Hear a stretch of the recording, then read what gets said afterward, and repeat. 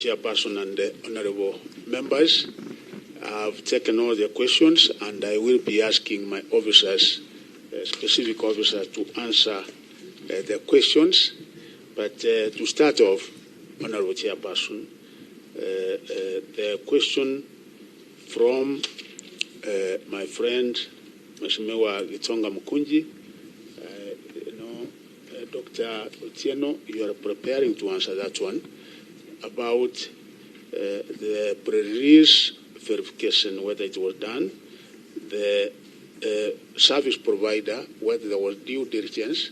Same to Honorable Nabi, kind of similar, Dr. Otieno, whether testing was done, and all questions relating to SMS will be answered by that officer, and also quite a number of questions are actually on that.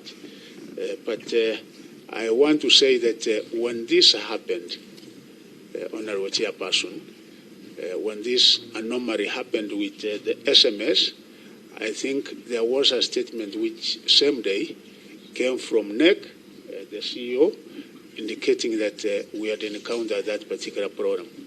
Personally, in various forums, I've also said we realized that there was a problem that we tried to remedy that particular same day, including when I had a meeting with members of parliament from the pastoral communities. On Monday, I think I did come out very clear on this. Honorable Chair,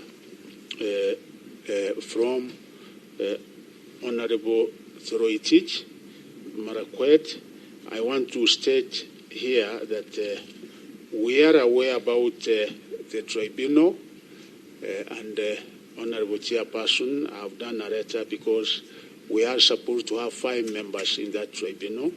The chairperson is supposed to be nominated by the Judicial Service Commission after a competitive process, which they have now done following the letter I did to them. I have now a name, and also we are supposed to have representatives from among other bodies, the Kenya Primary School Heads Association, the Kenya Secondary Schools, the Primary Association, and then the Kenya Secondary Schools Heads Association, the Technical and Vocational Education Authority, and also one representative from NEC. I've done that, and I undertake before this committee that any time now, as I get the names from all those bodies, we will be gazetting the members of the tribunal. I totally agree that we require an oversight body such that such other components can also be handled by this body and not NEC. So we are in the process of doing that, and I promise that very soon we should be able to have members for that particular appointment. Forensic audit, my friend member of Mandera South, yes, I did specifically indicate the terms of reference when I did a letter to the CS ICT, because they are competent in that area. They have experts, and really where we had a problem was not in the entire exam as such. We only had a problem on data transmission, and that's why I want answers on that. He has been able to appoint a team. The team has not been able to complete the work as given in our terms of reference, and immediately the report is out, I will be able to share that particular information with this particular committee, Honorable Chairperson, and also with the Kenyans, so that they can be able to know what really happened.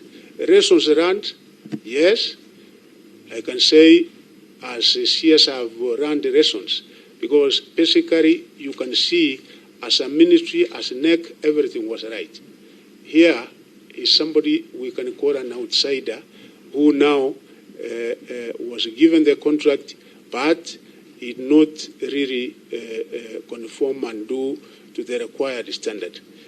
And of course, moving forward, when we release the KCSE examination, it means we will not be able to make use of the same service provider.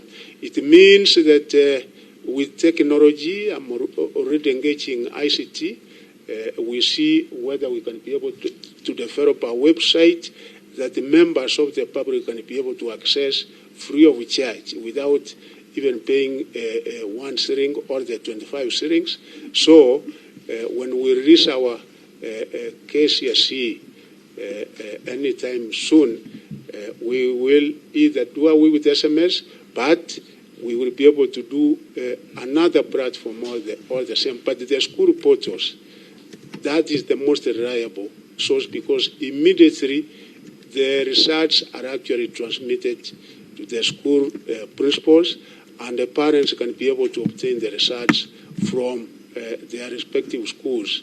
So even if we come up with an alternative system where, again, parents will be able to access that particular information, is something that I would really like to be convinced and persuaded that it will not also get into technical hitches the way we had in this particular one. If you allow me, Chairperson, only to comment that Kenya, and you know the procedure that we have not terminated anybody's contract.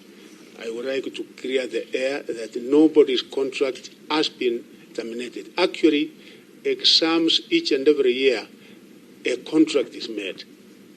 Each and every year. So, 2016, there was a contract awarded. 2017, a contract awarded. 2021, 2022, 2023. And Kenya not being an exception because we are within the region. What is it that is happening regionally? What is it that is happening in Africa? We are competent enough, we have the capacity that we can be able to print exams here, and the procedure that was followed was right, and I want to assure my friend, Honorable Herrero, that nobody's contract was terminated, because even the one that did for 2023, it is done on an annual basis. So we don't give somebody for 2 years, 3 years.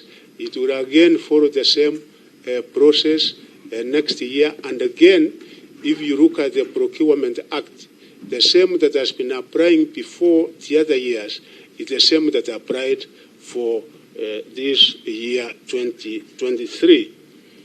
And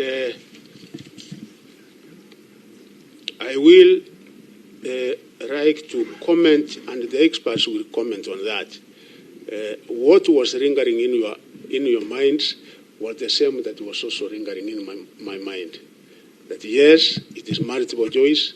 It is something that the answer is absolutely like mathematics. Probably the teacher must have taught that topic so well, such that the pupils are giving the same answer. But again, we are dealing with 28,533 schools. We are dealing with a candidature of 1,514,000. Such that we have supervisors, Honorable Chairperson, we have invigilators, we have security personnel in each and every such school. And we have certificates where they sign, such that in each and every school they say there was no cheating, there was no malpractice. So when I get this, sometimes you might say there is some kind of circumstantial evidence, but is it really now for you to convict? Is it really now for you to say, yes, here there was something that we require to cancel this particular exam? And when you look at the percentage of this, when you look at the percentage, even taking into other years, is there an exception this year? Because you get that we have the same occurrence as few schools getting identical marks even in other years, as we have been able to provide in this answer. But again, as I've said, the technical officers will be able to come into that. I will now specifically, with your permission, Chairperson, around my officers, I will be pointing to them. Dr. Otieno can be able to, the ICT, where is Otieno? I want you to answer, because you are an expert in that. this particular issue and all the issues raised on SMS, because I think, yes, Otieno. Thank you very much, Honorable Chair and CS. I want to respond on the issue of the SMS and just wish to confirm that we issued the service provider with the format that was required for the data in Excel format.